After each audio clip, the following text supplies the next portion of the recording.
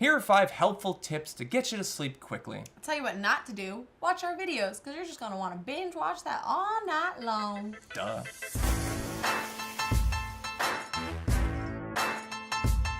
Maybe you're watching this now while trying to fall asleep, or maybe you just want some helpful tips for tonight's sleep so you can be more well rested. Well, Ask Reddit has some really great tips, some of that you might not have heard of before, and we also have some of our own that we'll get to. So the first one is, I make up my own fantasy stories that get weirder and weirder until I get into a nebulous state of consciousness. Then I'm out. I think that's worth trying, but that wouldn't work for me. I specifically try to shut off the personal narrative thing. If I have interesting stuff in my mind, that's what keeps me awake. So I'm the exact opposite of that. I'm not. I don't think of fantasy. I guess it's kind of a fantasy. I think about, this is so girly and so like little kid. Justin Timberlake. But I start designing like my wedding. I think about Really? like what I want it to look like. I think what I want my dress to look like, and then I fall asleep. So it's gonna be a boring affair if anybody's coming. Wow. It's gonna be lame.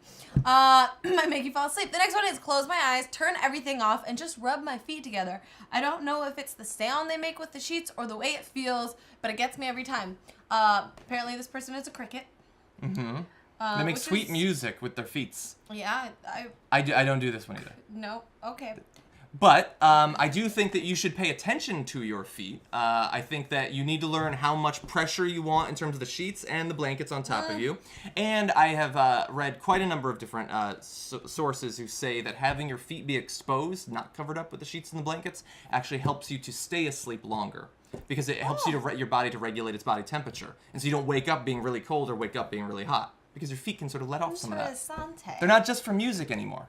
I learned something new. The next one is, I imagine that my entire body is becoming very, very heavy and slowly sinking down into the ground. I do this all the time. It reminds me of Shavasana and yoga. And so I imagine like every warmth coming over me and that I fall into my bed. For me, it sounds like I imagine my body becoming very, very heavy and sinking into the ground. And then I'm covered in dirt. And worms and bugs start to eat my body. And then centuries pass and no one remembers me or my deeds. This is why when I come to work and you're like, oh, I don't know why I'm so tired. It's because this is where your mind goes when you try to turn it off. No, I'm asleep. I'm not thinking of this crazy shit. I'm just like, it's amazing.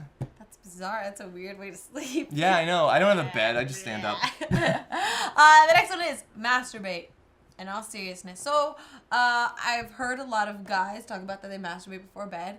And I don't hear a lot of girls, but I'm sure some girls do this as well. Yeah, I haven't heard yet, but tell me.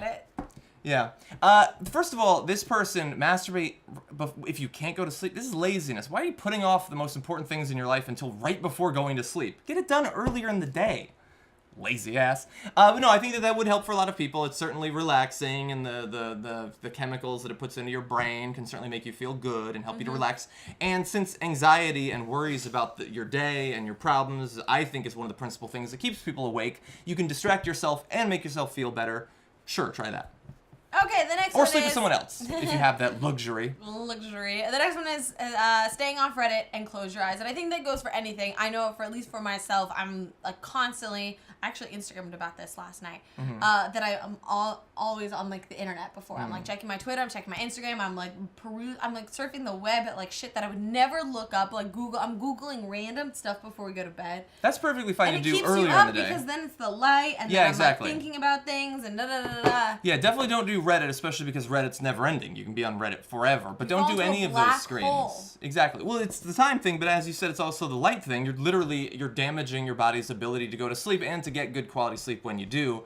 I read on my Kindle, but that's made to be very light and very orange, and it doesn't blast you in the face with blue light.